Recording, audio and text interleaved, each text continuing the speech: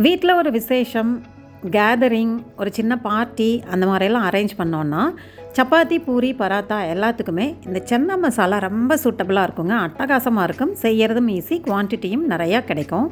அதனால் சென்னா மசாலா செய்கிறதுக்கு நம்ம சூஸ் பண்ணிட்டோம் அப்படின்னா நிறைய பேருக்கு வர சந்தேகம், அந்த சென்னா மசாலாவில் குழம்பு அதிகம் வரதில்லை, சென்னா உதிர் உதிராக இருக்க மாதிரி இருக்குது, அந்த கிரேவி கிடைக்கிறதில்ல அப்படின்னு நிறைய பேருக்கு அந்த கிரேவி எப்படி கொண்டு வரது அப்படிங்கிற ஒரு டவுட் இருக்குது.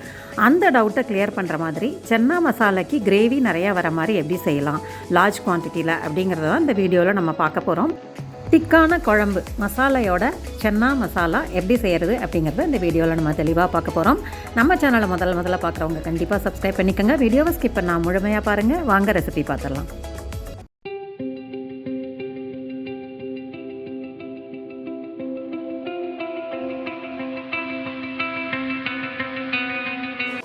நான் ஒரு 1/2 கிலோ சென்னா எடுத்து நைட்டே ஊற வச்சுட்டேன். 6-7 மணி நேரம் ஊறிடுச்சுன்னா நல்லா சாஃப்டாக குக் ஆகிடும், ஈஸியாக குக் ஆகிடும். நான் சென்னாவில் அந்த காபூல் கடலையிலேயே சின்ன சைஸ் கிடைக்கும் இல்லையா, அது வாங்கியிருக்கேன். இந்த காபூல் கடலையில் வர்ற சின்ன சென்னா நம்ம சப்பாத்தி, பராத்தா, பூரி இதுக்கெல்லாம் சைட் டிஷ் பண்ணும்போது இது கொஞ்சம் நல்லாயிருக்கும். எடுத்து சாப்பிட்றதுக்கு சின்ன சைஸில் பட்டாணி மாதிரி இருக்கும். அதனால் நான் அந்த சின்ன சைஸ் வாங்கி ஊற வச்சுருக்கேன். நைட்டே ஊற வச்சுட்டேன். அந்த தண்ணி எல்லாம் வடித்து எடுத்துகிட்டு வந்துட்டேன். இப்போது ஊறின தண்ணியை வடிச்சிட்டு ஃப்ரெஷ்ஷான தண்ணி குக்கரில் வச்சு கொதிக்க வச்சுருக்கேன். அந்த தண்ணியில் ஊற வச்ச சென்னாவை சேர்த்து 3 விசில் மீடியம் ஃப்ளேமில் குக் பண்ணி எடுத்துக்கலாம். 3 விசில் வச்சாவே சாஃப்டாக குக் ஆகிடும். நைட்டெல்லாம் ஊறிடுக்கு இல்லையா, அதனால் ஈஸியாக குக் ஆகிடும். இது மூடி போட்டு விட்டுடலாம். ஒரு 3 விசில் வரைக்கும் குக் பண்ணி எடுத்துக்கலாம். இது குக் ஆனதுக்கு அப்புறம் ஒரு பெரிய சக்கரவள்ளி கிழங்கும் ஒரு பெரிய கேரட்டும், இது நீங்கள் தனியாக வேக வச்சாலும் சரி, இல்லைன்னா இந்த சென்னா வேக வச்சு எடுத்துகிட்டு இதை மட்டும் சேர்த்து திரும்ப ஒரு விசில் வேக வச்சுக்கலாம். ஒரு பெரிய கேரட் எடுத்துக்கோங்க. ஒரு பெரிய சக்கரவள்ளி கிழங்கு நல்லா சுத்தம் பண்ணி மண் இல்லாமல் கழுவிட்டு அந்த வெந்துட்டுருக்க சென்னாவை ரெடி ஆனதுக்கப்புறம் இதையும் சேர்த்து ஒரு விசில் வேக வச்சு எடுத்துக்கலாம். இந்த மாதிரி ஒரு விசில்லையே நல்லா சாஃப்டாக குக் ஆகிடும். நீங்கள் சென்னா கூட சேர்க்கலைன்னா தனியாக வேக வச்சும் இதை சேர்த்துக்கலாம்.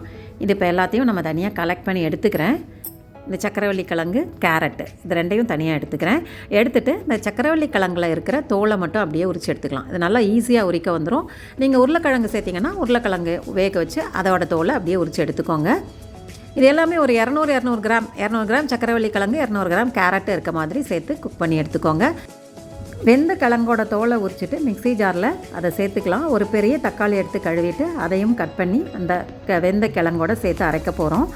வேக வச்ச சென்னாலேருந்து 1 கப் எடுத்துக்கோங்க. அதையும் இந்த வேக வச்ச கிழங்கு, தக்காளி அது கூட சேர்த்து ஒரு 20 செகண்ட் அரைச்சிங்கன்னா போதும். அது நல்ல பியூரே மாதிரி கிடைக்கும். அரைச்சி எடுத்துகிட்டு வந்துடுறேன். இந்த மாதிரி பேஸ்ட் மாதிரி ஒரு பியூரே மாதிரி அரைச்சி எடுத்து ரெடியாக வச்சுக்கலாம். இது ரொம்ப ஸ்மூத்தாக இருக்கும் கிரேவிக்கு. அடுத்ததாக இதுக்கு தேவையான இஞ்சி பூண்டு விழுது ஃப்ரெஷ்ஷாக ரெடி பண்ண போகிறோம். 50 கிராம் பூண்டு, 50 கிராம் இஞ்சி இருக்க மாதிரி தோல் சீவி உரித்து எடுத்துகிட்டு வந்துடுங்க. இஞ்சிக்கு தோல் சீவிட்டேன், பூண்டையும் தோல் உரித்து எடுத்துகிட்டு வந்திருக்கேன். இதையும் மிக்ஸி ஜாரில் போட்டு அரைச்சி எடுத்துக்கலாம். ஃப்ரெஷ்ஷாக இஞ்சி பூண்டு அரைச்சி எடுத்திங்கன்னா கிரேவி நல்ல மணமாக இருக்கும், சூப்பராக இருக்கும். அந்த மணம் தாளிக்கும் போதே இந்த மாதிரி 1-2 இடித்து எடுத்துகிட்டு வந்துடுங்க மிக்ஸி ஜாரில் சேர்த்து. இதையும் ஒரு பவுலில் ட்ரான்ஸ்ஃபர் பண்ணி ரெடியாக வச்சுக்கலாம். அடுத்ததாக இதுக்கு காரம் மசாலா ஒன்று ரெடி பண்ண போகிறோம். அதுக்கு ஒரு 10 வரமிளகா, காஞ்ச மிளகா எடுத்துக்கோங்க. 1 டீஸ்பூன் சோம்பு, 1 டீஸ்பூன் சீரகம், நல்லா ஹீப்பாக எடுத்துக்கோங்க. 1 டீஸ்பூன் சோம்பு, சீரகம், 1/2 டீஸ்பூன் அளவுக்கு மிளகு எடுத்துக்கோங்க.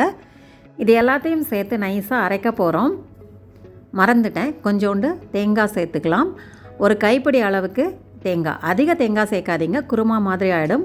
நல்லா தாராளமாக ஒரு கைப்பிடி அளவுக்கு தேங்காயும் சேர்த்து நைஸாக அரைச்சி எடுத்துகிட்டு வந்துடுங்க. இந்த மசாலா ஸ்மூத்தாக இருக்கணும். சென்னா சாப்பிடும்போது அப்போ தான் எல்லாமே ஸ்மூத்தாக கிடைக்கும். எல்லாத்தையுமே ஸ்மூத்தாக எடுத்துக்கோங்க. இஞ்சி பூண்டு மட்டும் இடித்து எடுத்துக்கணும். பாக்கி எல்லாத்தையும் நைஸாக விழுதாக அரைச்சி எடுத்து ரெடியாக வச்சுக்கலாம். பெரிய சைஸ் வெங்காயமாக 2 எடுத்து தோல் உரித்து சின்னதாக கட் பண்ணி ரெடியாக வச்சுக்கோங்க. பெரிய பேன், அதாவது நல்ல ஆழமான பேன் எடுத்து அதில் 3-4 டேபிள் ஸ்பூன் அளவுக்கு சமையல் எண்ணெய் சேர்த்துக்கோங்க. தாளிக்கிறதுக்கு சோம்பு கொஞ்சோண்டு, சீரகம் கொஞ்சோண்டு சேர்த்து விட்டுருங்க. அது நல்லா பொரிஞ்சு வரும்போது பொடி பொடியாக கட் பண்ணின வெங்காயத்தையும் அதில் சேர்க்க போகிறோம்.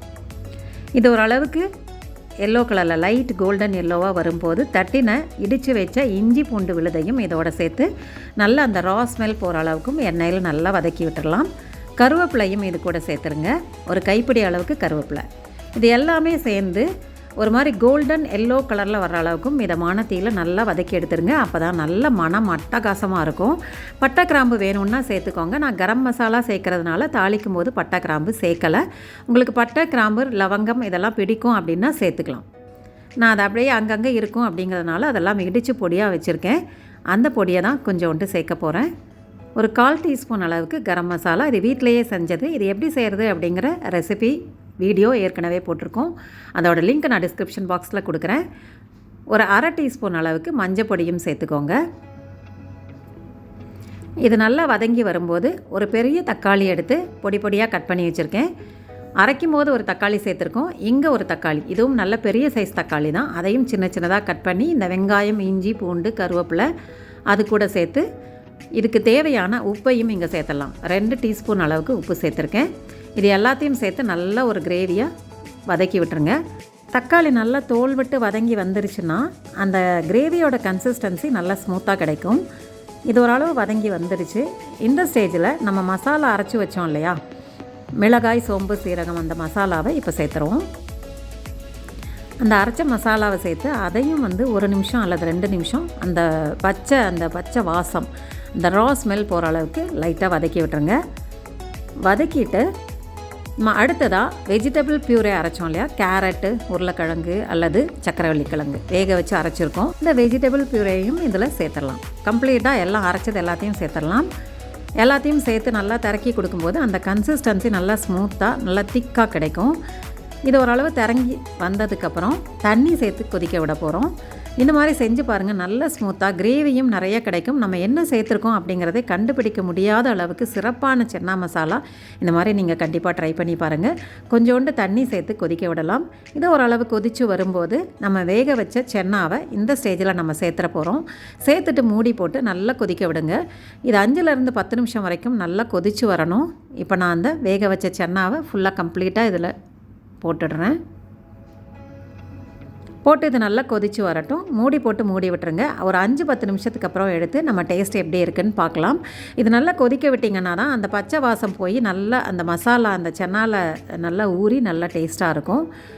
ஒரு 5 மினிட்ஸ் 10 மினிட்ஸ் நல்லா மீடியம் ஃப்ளேமில் கொதிக்க விட்டதுக்கப்புறம் எடுத்து நம்ம அதை டேஸ்ட் பார்க்க போகிறோம். இந்த ஸ்டேஜில் நம்ம எதெல்லாம் பத்தலையோ அதெல்லாம் சேர்த்துக்கலாம். உப்பு பத்தலைன்னா சேர்த்துக்கலாம். இப்போ எனக்கு கொஞ்சம் காரம் கம்மியாக இருக்க மாதிரி இருக்குது. ஒரு 2 டீஸ்பூன் அளவுக்கு சாம்பார் மசாலா தான் சேர்க்குறேன். செட்டிநாடு சாம்பார் மசாலா. மசாலா பொடி சேர்த்துட்டு ஒரு 2 நிமிஷம் கொதிக்க விட்டுடலாம்.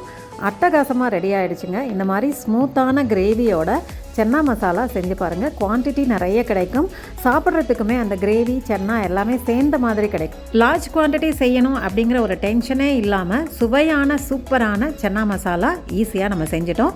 இதை செஞ்சு பார்த்துட்டு எப்படி இருந்ததுன்னு கமெண்ட் பாக்ஸில் சொல்லுங்கள். உங்களோட அனுபவத்தையும் ஷேர் பண்ணிக்கோங்க. ஏதாவது ஐடியாஸ் இருந்தாலும் ஷேர் பண்ணிக்கோங்க. நம்ம சேனலை முதல்ல பார்க்குறவங்க சப்ஸ்கிரைப் பண்ணிக்கோங்க. இப்போ நம்ம கொத்தமல்லி தழை தூவி பரிமாற போகிறோம். சுவையை ரசிக்கலாம் வாங்க. தேங்க்ஸ் ஃபார் வாட்சிங்.